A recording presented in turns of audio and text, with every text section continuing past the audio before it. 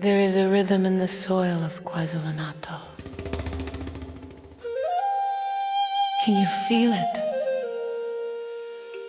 It is not just the heartbeat of the drum.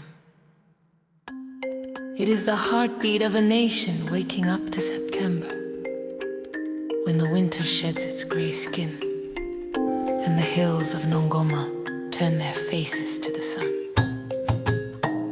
The maidens come.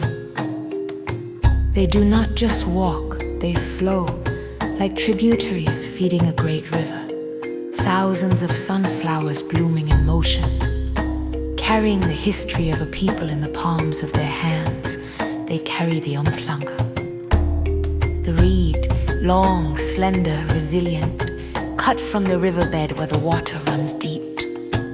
It is not just a plant.